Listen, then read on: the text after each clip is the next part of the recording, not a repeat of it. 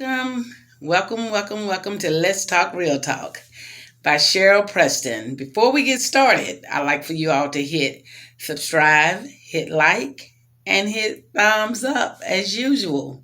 Man, I'm telling you, this politics is driving me up the wall. They are still counting. They are still counting. And I mean, you wouldn't believe. Biden is winning. Yes, he is winning. And I don't know what to think now. I'm not saying that I did not want Biden to win, but I'm not with them doing away with the different all and all of that. That I'm not with. Because you have to remember, I am a longshoreman. Port of Houston, I am a longshoreman. I wear many hats, so I'm kind of leery, because Trump, he done some good things. I have to say that Trump have done some good things. I might not agree with the way he talk. No, I don't agree with the way he speak to the public. Supposed to be a leader and our president of the United States of America, and he carried himself totally different. So no, I'm not proud of that. But on the other hand, Biden, he's done a lot of good things, but we all have our ups and downs, and we all have done something in the past, right? So I want y'all to hear a little of this clip that I'm videoing, and I'm going to put it on right now so y'all can hear what the media is saying, so I don't get anything misconstrued. So I want you guys to hear it for yourself and make your better judgment. Sorry, I had a call coming in. So I just want you guys to hear exactly what the media is saying, and from there you can make your better judgment. But for the most part, Biden is leading.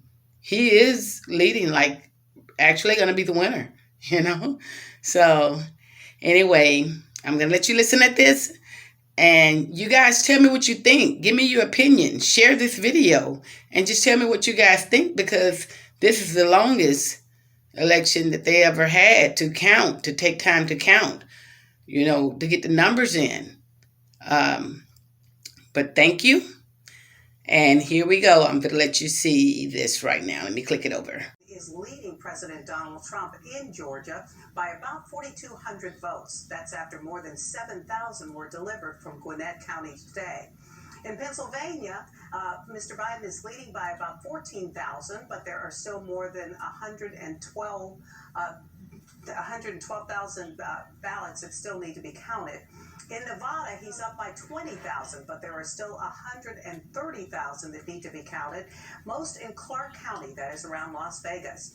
And in Arizona, you can see there Biden is leading by more than 39,000 votes.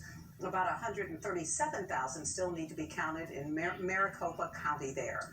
Meanwhile, the Republican Party is challenging the results in several key states like Pennsylvania. The Secretary of State there has already told poll workers to separate ballots received after Election Day, citing legal challenges.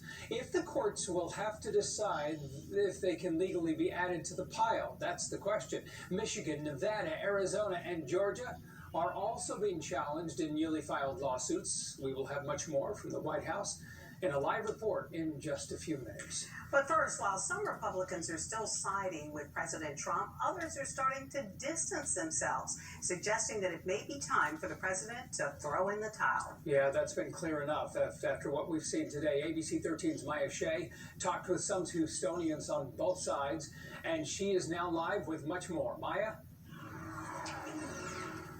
Hey guys, we've been talking to Houstonians ever since the election to try to get a gauge of where people are as they sort of wait for the results. And I can tell you, whether you're a Democrat or Republican, independent or a chicken splitter, you're certainly getting antsy. Who's been stressed out waiting for the vote count? Show of hands. The waiting is bipartisan as we spoke to Houstonians across the spectrum about what went right or wrong on Election Day. And as a lifelong Republican this year, I was country over party. Energy executive Katie McNerndt says she understands why both President Trump and former Vice President Biden focus so much on the suburbs. Voters like her wanted something different. I think you're going to find that there are a lot of people like me who are moderate, looking for more moderation. And unfortunately, in the current political environment, you don't see that as much. But in Texas, the change was not that significant. Biden did not carry the state, and suburban down-ballot candidates like Jay Daggett, who ran for Pearland City Council, lost.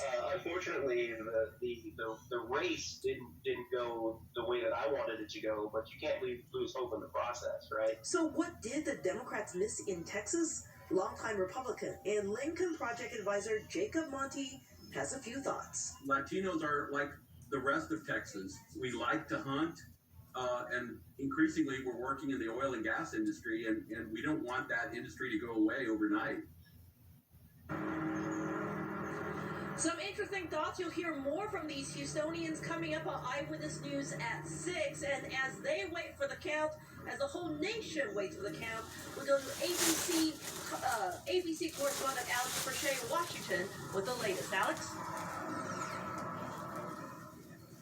Hey, Maya. So we just got word from the White House that they've called a lid tonight, meaning that we're not expecting to hear from the president tonight. Meanwhile, Joe Biden is not assuming the role, or he's assuming the role of president while not declaring victory. His campaign hinting at a big speech tonight if those results are called. Now, overnight, they got a big boost in key states, boosting their confidence in chances of victory. The Biden campaign telling ABC News the former president is expected to speak. A senior advisor telling ABC we should expect a similar event to the one they were planning election night. Joe Biden taking a slim lead in Georgia, now up by more than 4,200 votes, with several thousand left to count. Biden getting his biggest boost from Clayton County, an area long represented by the late Congressman John Lewis, a fierce critic of President Trump.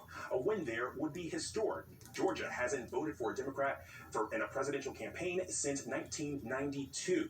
Now, the president is still alleging foul play, but offering no evidence. And while winning Georgia would be good for Biden, winning Pennsylvania would put Biden over the 270 electoral college threshold to become president-elect. And overnight, he took a lead in the Keystone State, which has only grown since. And there are still tens of thousands left to count, votes left to count, including in Democratic-leaning Philadelphia County.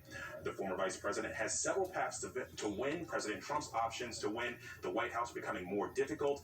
Biden preparing to address the American people tonight after days of calling for calm. Now, we've also gotten word that Senator Kamala Harris is expected to give remarks as well if those results are called tonight. Sources telling ABC News that while they're not declaring victory, there is a sense of we did it within the campaign. Live from the White House, Alex Crochet, ABC 13 Eyewitness News. Alex, Melanie. Great update. Thank you, Alex. We appreciate it. Now, keep it right here, ABC 13